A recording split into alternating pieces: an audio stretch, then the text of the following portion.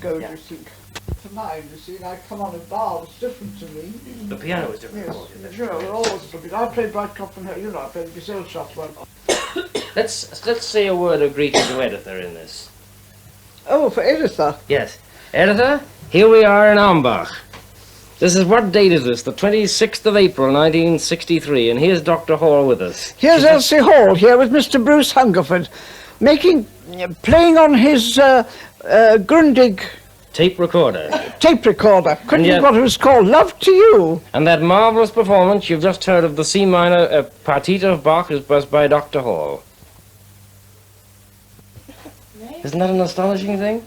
My goodness me. So I'll play this for Editha when I go back to America, you see. Well, you want fun. Yes, it's marvelous. Yes, of course. And then, you see, I'll make you a copy of this, too, and then it's... so you can have that, and then I'll take one of the tapes.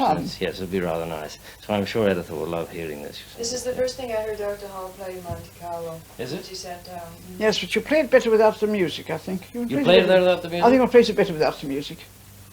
Maybe, I don't know. I'll never play it with the music. I never play it Bach with the music. Don't you? No. I find Bach concertos I hate to play without the music. Oh, no, particularly the D minor, the last movement, because it comes to the same place and it takes a different turn here or here or here. And it's really the most maddening thing to Oh, I'm so glad to hear somebody say that. It's a ridiculous thing. It's carried to much. It can be overdone.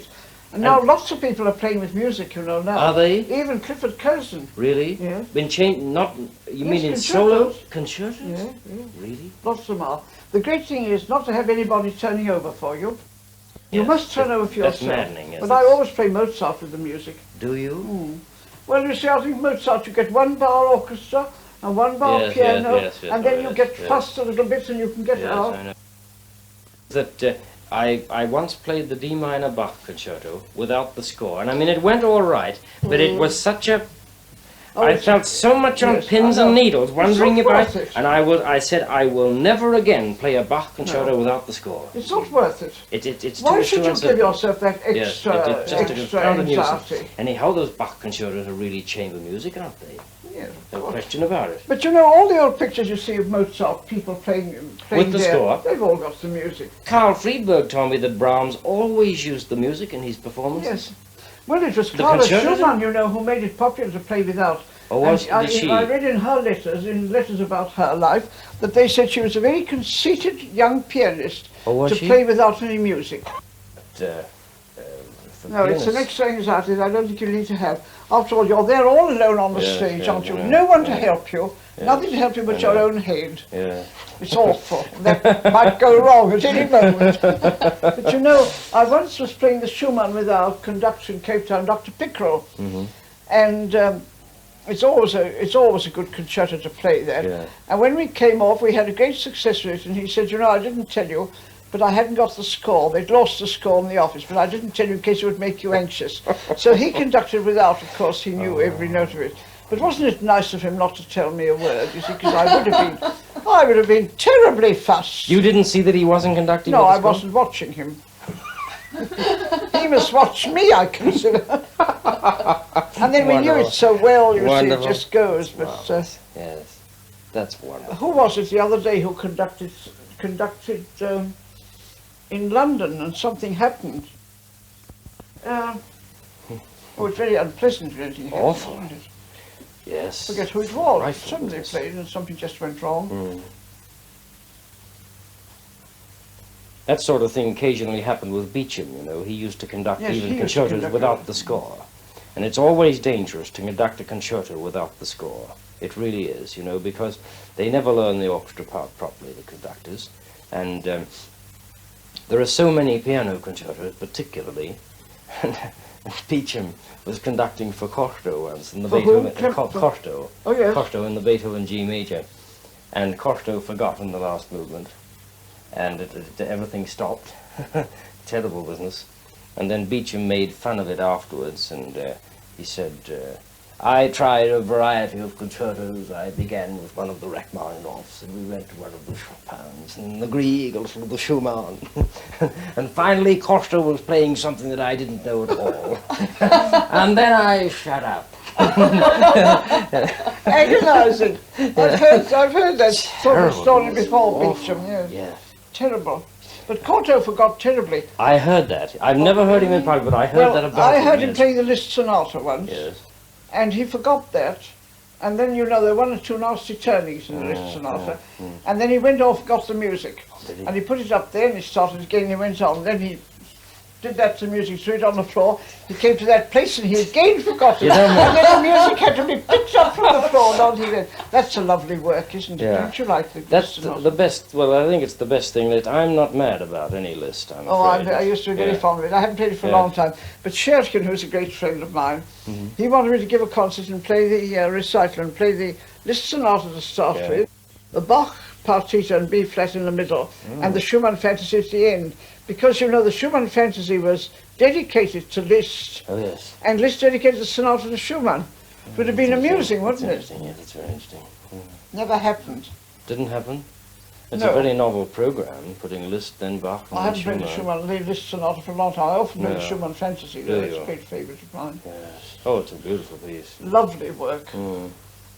The Dr. Hall, did you often hear Madame Schumann play? No, you didn't hear her at all. Play. Oh, you didn't hear. But you they played say for that her. She played the beginning of that Beethoven G major like nobody else has ever played it. It was so beautiful. No, I saw her the last day that she was well, really, when I went to play with her. Is that so? Played to her. What did you play to her? Oh, I must have played Chopin. I forget what I played. I think I played that 78, Opus 78 Sonata. Oh, did you? Oh, yeah. And some Chopin studies. Oh, yes. I think the A flat and the one in thirds. I used to be rather proud of the one in thirds. I had wonderful fingering for it. I thought I could do it. Wonderful. And she was very nice to me. That day she was taken ill and no outsider ever saw her again. My playing was too much for her. She finished it all. But I never wanted to go to Frau Schumann. I didn't like the Schumann coterie at all. You mean they were not pleasant people? What did I Not pleasant people? No, I think her daughter was the most unpleasant woman. Which one? Mary. Oh, Mary Schumann. She was so terribly jealous of her mother, you know. Oh, I didn't know that. She wouldn't let anybody come near if she could help it. Really? Oh, I didn't know this. No, the great thing Clara Schumann said to me was, you're much too delicate ever to be a concert player. You haven't got the stamina for it. I was very cross at that. I said, I'm very strong. If she could only see you now. Yes, I know. Oh, altered her tone. Wonderful. Well, I was a very thin little girl. That was 1896. That must have been. The last year she was alive, was it just before she died? Just before Well, that's 1896. She should see you in 1963. Wonderful. Well, I don't know. Now look, tell me this. You came from Australia when you were 9? 9.5 exactly. And you went to London? I went to Stuttgart. I see, but then you must have been in London after that, because that's where Shaw heard you, isn't it? Yes, and I played several times for Shaw. Oh, you played personally for him? Oh, no, I tell you, I went to Clapham High School. I had to go to school to learn arithmetic and things like that, dull things like that. And Bernard Shaw's mother was a singing teacher. Yes, I know. I remember. Mrs. Carl Shaw. Took a great fancy to me. We were great friends. I often used to go and see her. And this red-headed man used to come rushing through. That was Bernard, you see. Wonderful. Well, then when I gave these recitals in London, he came, and then there was criticisms happened. Then, not very many years ago, he came out to Africa and came to see me there. Did he? He was very taken with my youngest son. He had a great argument with his wife. He said he'd been bitten by a spider. And his wife said, you were bitten by a mosquito, George. He said, no, it was not a mosquito, it was a spider. Oh, really? At which point, my youngest son, who didn't wish to have anything to do with Bernard Shaw, because he doesn't like musicians, came into the room when he heard a spider mentioned. He only liked insects and animals. Oh, really? And so he looked at Bernard Shaw, and Bernard asked him who he was, and he said, I'm Oscar Shaw. He said, oh, well, do you know anything about spiders? He said, oh, yes, I know all about spiders. He was about 8 years old, I suppose. He said, I've got a spider now in a spider's web. And I'm watching it very carefully. And Shaw said, well, take me out to see it. And there, this great tall man, this little boy like that, you know, they wandered out, and they were about an hour and a half in the garden watching the spider. And Oscar told him all about the spider's life and what it lived and what it did and everything about it. And when he came back, he said to me, he said, a most remarkable little boy. He's had a wonderful time. The argument ended about the spider. No, I don't know if they ever knew whether he was bitten by a spider or a mosquito. It was a mosquito, of course. This was in South Africa? That was the last time I saw Bernard Shaw. No, I think I saw him once again after that. How long ago was that, Doctor? Well, Oscar was, he must have been a little boy, about 5 or 6. And he was killed in 43, age 21, he's 40 now, so that's 30 odd years ago. Exactly my age, yes. He was killed in the air, blown to pieces. Oh no. For nothing. My eldest son was 8 years in the war, and I went playing all over for the troops, you know, and I came to Rome one day. It was very hot Sunday. I was very tired, of course I'm always tired, so I had a good sleep. You were always tired? Oh, I like to have a sleep when I'm tired. So I lay down, had a sleep, and I got up and I had a bath and I got dressed for dinner. And then as I was going down to dinner, there was a knock at the door, and in came my son, whom I hadn't seen for 6 years, my eldest boy. And he went all through the war, all through Dunkirk. You remember that awful time? Yes, terrible. Not touched. Wonderful. Oh, that's good. But you lost the I hadn't seen him, he was 8 years in the war altogether. I hadn't seen him for 6 years, so it was really rather wonderful meeting him in Rome. And then he said to me, now let me tell you what mistake pianists always make. They play far too many encores. You must, he's not musical, well he is musical, but he doesn't hold with music at all. Okay. He said, you must never play more than 2. Oh, really? Never. Oh, indeed. So I paid great attention to that, and I never do play more than 2. Is that so? I played 9 in the East Zone the other night. How many did you play? 9. I had to come on 19 times after the first Dresden concert. Really? They just can't have enough of it. I mean, it's... No, but you know, do you think they really want to have one play more and more? They must. Don't you think they like to make a noise of it? I just had to hold out my hand. In their case, yes, I think they do. Because they're under the thumb of the communists. They are so oppressed, they can't express their feelings about anything. They can't open their mouth. And in music, they give out everything. Yes, that's quite true. You have no idea the intensity with which these people live. Yes. And they just long for the music. Oh yes, they really that's long. Quite different. And many people came up to me and said, we thank you for coming here. We hear only Russian pianists, Russian violinists, Russian singers. No one else. He said, good, bad, and indifferent. He said, mostly the second and the last. Yes, well, that's quite another matter. You see? Yes. Oh, Did you work with that man Krause? No. Who's he? In Berlin, East Berlin, or Whipplinger? No, never heard of him. They're 2 agents. That man Don't you know Krause? No, you see, the point is this. All the music in the East Zone now is controlled by the Deutsche Künstleragentur. Yes. It's part of Ulbricht's government, you see. It's part of Ulbricht's government. I don't think there are any private concert managers there now, Doctor. Well, I know Whipplinger in Erfurt, but it has to do with that. Really? It's called for the Deutsche Kunstverein or something. Deutsche Concert and Gastspieldirektion, do you mean? And they're in the Krauserstrasse in East Berlin. That's right. That's the Deutsche Künstleragentur. That's the people that manage me. Krausenstrasse 9. Well, they're all right, aren't they? They're all right, yes, because, I mean, they have the monopoly, you see. Well, they're all right in the sense, but, I mean, you have to go there and you can't bring any money out. No. You have to buy stuff in the East Zone and then bring it back here and sell it. I have to be a pianist and a blasted Kaufmann as well. Ich muss Pianist und Kaufmann sein. I wonder how that's all going to end. I don't know, but I told them this last time. I said, unless you can do something to either raise the fees or else pay me some money in dollars or in... Can't they pay you through West Germany? No, not a cent, no. They say they have no West marks. So it's... Well, I had no money the day I was in East Berlin. I didn't want any very much, but still I hadn't any. No. Well, the point is, if you see, the East mark is only a quarter of the West mark. But if you try and change West marks in East Berlin or in East Germany, you only get 1-to-1. So they make out very well on that. Well, I went in only for 5 hours. I went in to see... Yes. I went in with a friend of mine who had an Opel car, and he wanted to see a friend of his who had a beautiful estate. And he had a son who was a friend of my friend's. And he wanted to find out about him, and he went and he found this old father with his estate taken away, given to these horrible communists. The house, his lovely house, filled with these people who all came and stood round and listened to every word we were saying, you know. And he was given an attic upstairs with a mattress like that to sleep on in his own home, and he had to look after the cows and the pigs. And then when we went away, he came outside to talk to us, and he put his head right inside the car and told my friend, what had happened to his son and how the son had got away to Austria. Oh, yes. And would never go back, and he could never get out. No, there's no more passports Oh, issued. he was the most unhappy man. I'll never forget him. Well, the same as this boy here that helps the architect here in House Bonsel's, a young architecture student. He was in Sweden on an architectural delegation of students from the East Zone. And he was in Sweden the week before the wall was built, on August the 13th of 62. And then Ulbricht issued this ultimatum that everybody had to be back by the 13th of August. He didn't go back. His parents may never see him again. I tell you who it is. He's the nephew of Paul Schöffler. You know the singer? Yes, the Wagner singer? Yes. Well, I met the parents, the brother of Paul Schöffler, wonderful people. There's pictures of them here.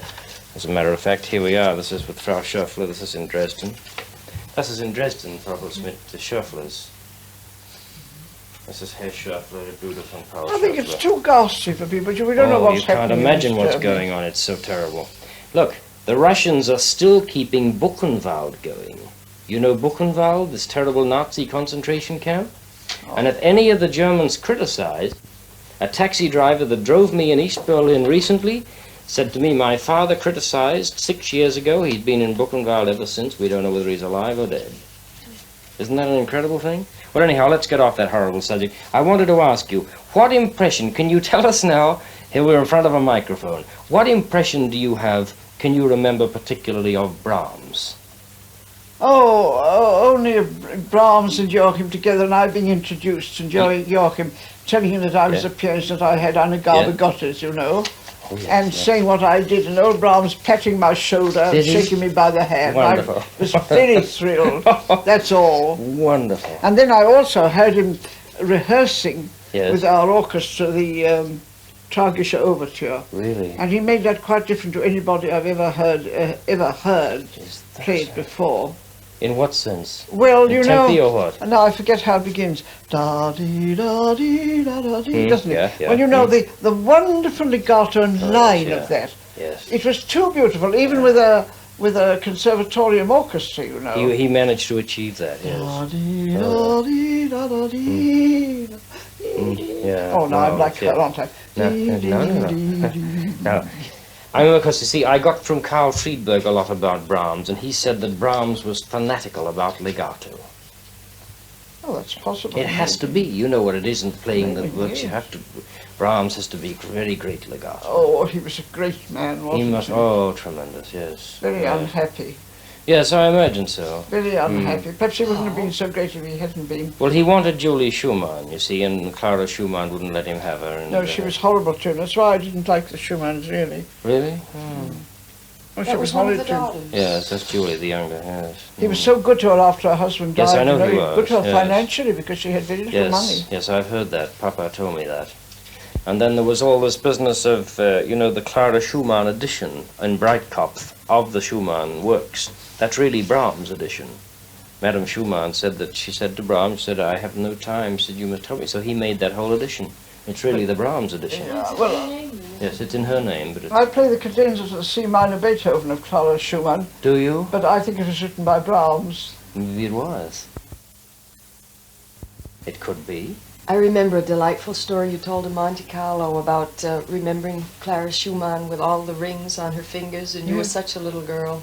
Tell us about this. Tell us about it. She had a lot of rings on her fingers. Covered with rings. You were so small, and that you could only remember. I was so surprised at a pianist having so many rings. You see. How can you play with so much hardware on your fingers? It's impossible. She wasn't playing then. She was. Oh, I see. And she'd finished playing then. It was a long time since she'd played.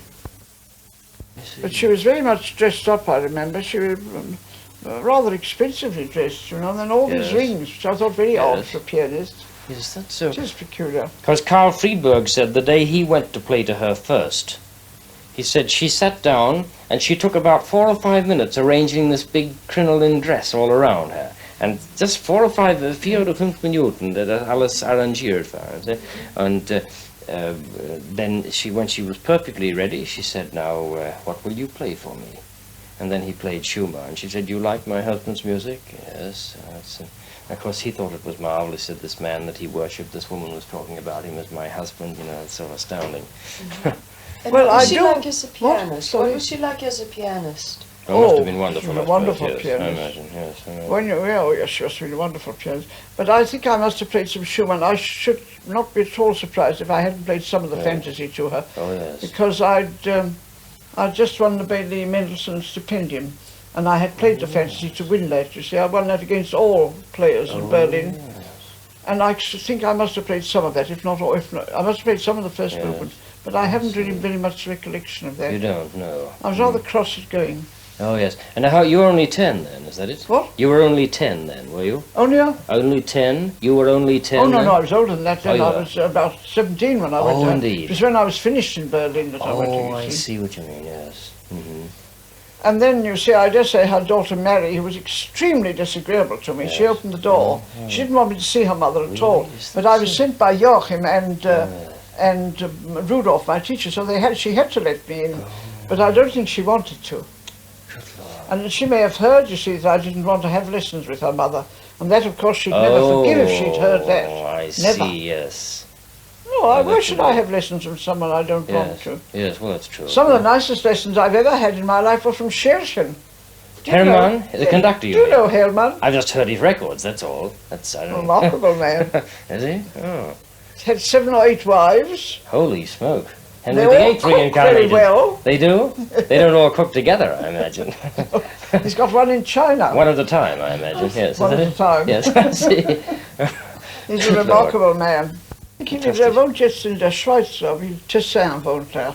Oh, yeah. You know, he's mad about acoustics now. Is he? I had a letter from him the other day. He says he hasn't got any time for anything except acoustics. Yes, that's so. Because he's going to Vienna in May to conduct. Is he? I saw him in one of these programs. Hasn't even got time for number 8, eh? Amazing. I'd like to see him very much, but I'd like to go and work with him for a month. That's what I'd like to do. Is he a good pianist? Oh, I think he's got wonderful ideas about Has he? music, you know.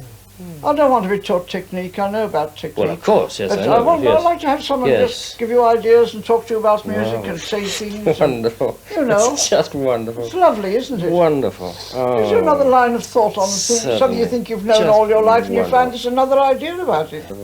But everybody can't impart that, can they? No, that's very true. Very, very few people. Yes. And Carl Scherchen Friedberg is the can. only person that I ever found that really could impart it. Friedman wasn't any good much at that.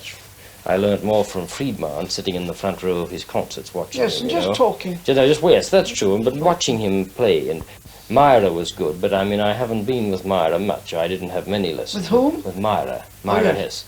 But with Carl Friedberg, it was absolutely marvelous.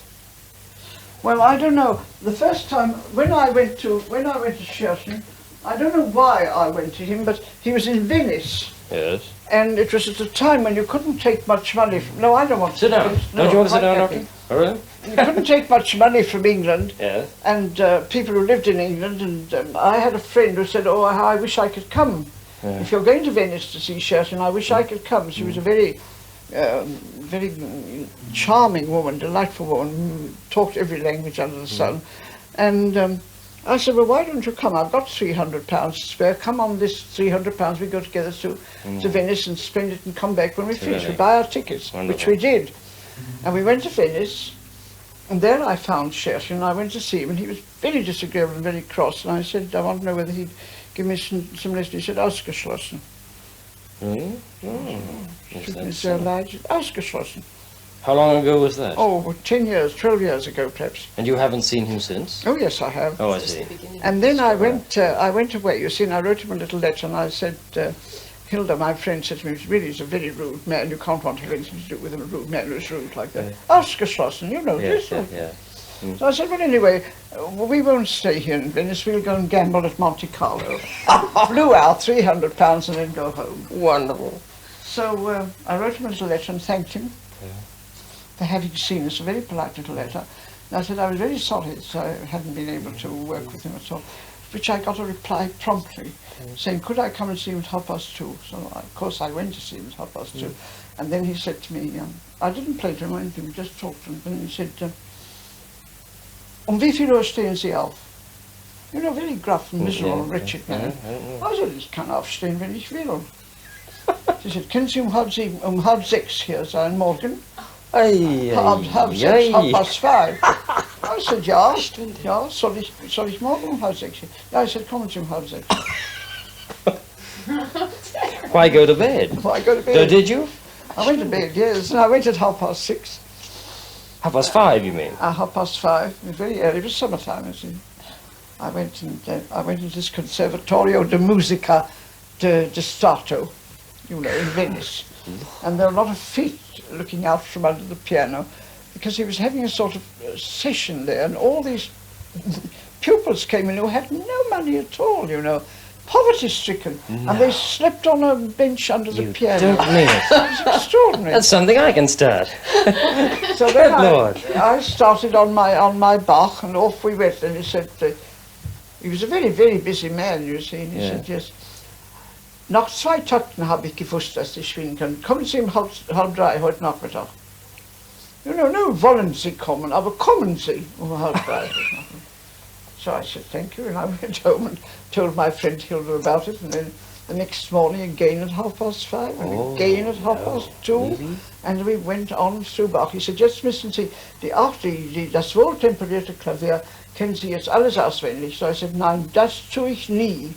Das will ich nicht tun. Yeah. Ich kann nicht, es ist eine Verschwinderung an Zeit. I don't know whether that was the word, but what I wanted to say, to learn the 48, go wasting all that time and learn the 48 by heart, because so I refused to do that. He looked, you see, very surprised. However, I went back, and then I said to my friend Hilda, do let's ask him to lunch one day. I don't dare, but shall we?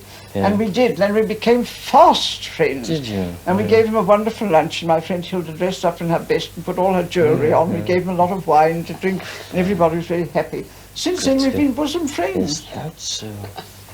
Well, do you think he's a great artist? Yes. Is he? I've never heard him in person, you see. I just heard some records. He's a great artist. I think his Bach was wonderful. Was it? But he doesn't seem to do anything now. I only heard a Beethoven symphony years ago. Did you like that? Yes, fairly well, but I'd been used to listening to Furtwängler playing the same one, and I didn't like it as much as Furtwängler, you see. But I mean, that's the only thing I have heard. I don't know what he's doing in Vienna. He's in Vienna about the 8th of May, I think. Is he? Yes. Well, I haven't heard him now. I haven't seen him now for 4 years, you see. He's an amazing man. Is he? And like Wagner, you see, he gets all his friends to do his writing for him.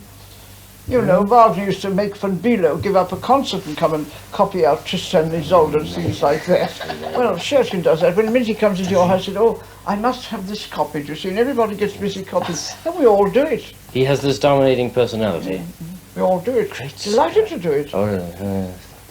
Oh, he's an amusing man. I would like to see him again very much, but I'm not going to Vienna to see him. No. Oh, no. Ausgeschlossen. Yeah. As if jetzt bei Ihnen, yeah. Oh, Well, we had great fun now. It's lovely there. Now, where do you go now, Doctor? Back to London. I Back got to 2 London. concerts there, the 18th, 19th Have you? and 20th. Whereabouts? In the festival hall? Petersfield, no, in the country. Oh, I see. You know, Yes. they've got some festivals on. The 19th I've just and been up 20th. in Wales, Have you? and then I've got my broadcasts to finish, and then I think Yes. I'll go home if nothing Decide. turns up. Oh, yes, I see. Go back to Africa. I've got tours waiting for me there. But Wonderful. I don't want to leave Just Europe, you know. marvellous, really. Good Lord. I want to go to Hamburg to play again, but I don't think I've got time now, and it's not the season yet. No, the season is drawing to a close now, Yes. of course. I think Yeah. perhaps I go home in June. No, But you won't fly again. I won't fly. Yeah, No, but yeah. of course, if anything popped up here, I can fly over. Yes. You know, I yes, can yes. leave Cape Town at 9 o'clock in the morning, Yes. and I can be in London to breakfast the next morning. It's like Oh, we yes, do late it's really breakfast. wonderful. It's halfway around the 10 world. o'clock, I mean, it's marvellous. nonsense. Yes, yes. When do you expect to be in London now, then? Oh, well, I'm going to be in London I must be in London on the 16th. The 16th, What I'm going to yes. do till then, I don't know, but I think No. I'll potter about here. I'm Oh, enjoying yes, being yes. pottering Oh, about wonderful. here. That's very good. I was thinking of going down to Geneva, Oh, yes. but I think, anyway, I'm going to be here on the 6th, aren't I? And So we're going perhaps to hear the longer. Cantetto Chigiano. Oh, yes. And then yes. we're going back afterwards and say hello to the men, Oh, yes, we're going to say hello to Mr. Lorenzi. Yes. and then go out and have a beer Perhaps, afterwards. perhaps if they'll come. They're sure to have a party ready for them. Yes. They're great party people. And Backhaus's concert. Yes, what night? Do you know what night On the Backhaus is famous idea? playing? No idea. We'll Yes. get the program tomorrow Yes. at the Bahnhof. Yes, they have everything there, of course. Yes. I think the best thing to do is to have Dr. Hall come back to play concerts here in this Oh, area. I used to think Sure. It's the Backhaus was greatest very law. dull. I don't think I he's think dull it's now. deadly dull. Is he? Oh, deadly dull. Is he? Absolutely the end. I never heard Really? anything so prosaic in my life. Really? Oh, gosh, no. Dreadful. Well, he's playing all over the place. I know he is. That doesn't make any difference. People are tone deaf. Shaw said that 100 years ago, that people were tone deaf. Oh, no, it's terrible. Oh, is this thing still Yes, on? of course, we've been recording it all. Yes. But it's not been taking down what we've been saying. Everything we've been saying. Yes, yes. That's wonderful. Oh, I had no idea. We have just been listening to Dr. Elsie Hall, Peggy Morland, and Bruce Hungerford. One In doctor. a friendly discussion, no, Dr. Huss, Frau Huss wasn't in it, and Barbara wasn't in it. She would be able to sing, so she sang with Weingartner and the Vienna Orchestra. They came to London. She was terrible. She was terrible. Then there was a woman called Ganna Walska that she used to sing in the opera in Berlin, and she was absolutely frightful. Did you ever heard of her? Who Ganna was she? Walska. And her husband was one of the directors of the Berlin State Opera. And because she had to sing, you see, because he gave all the money. And she was excruciating. And everyone used to laugh. They used to just come to sit there and laugh. The whole gallery would be laughing. But it seems to fill the hall. It does. It's a surefire thing.